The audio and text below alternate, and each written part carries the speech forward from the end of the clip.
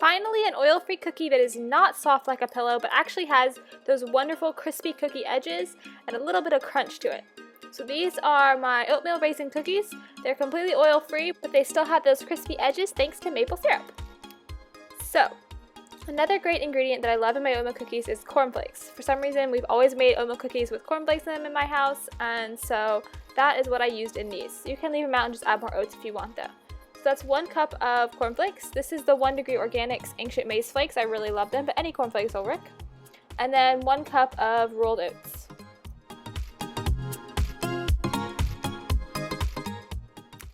Next is 1/4 cup of oat flour. 1/2 teaspoon of baking powder.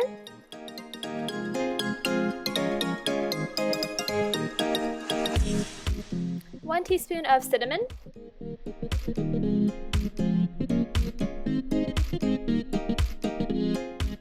Now this is where the crispy part comes from. Rather than relying on oil to make them crispy, we're just going to rely on the crystallization of maple syrup as they cook to get those nice crispy edges, and it works great. So this is a 1/2 cup of maple syrup.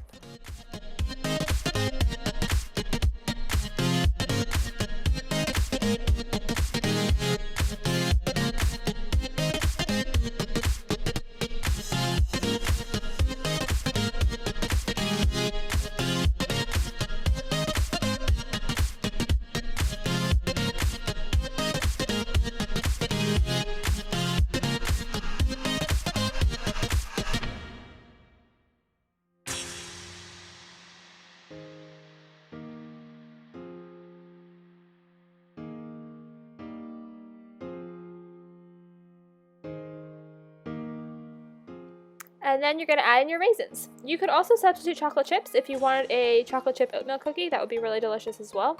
I would suggest about 1/4 cup of whatever you're using. I use a few too many here, so that's why I'm decreasing that a little bit. So 1/4 cup of chocolate chips or 1/4 cup of raisins. And then you're just going to spoon them onto a pan. The batter is not going to be really stuck together at this point. And that's okay. They're going to spread a little bit and they'll be just fine. So just kind of, you want about a tablespoon per cookie. Just kind of make little mounds. I got about 8 cookies. You might get 10, something like that. And then just flatten them out and smush them down a little bit. They will spread while baking, so make sure they're not too close together.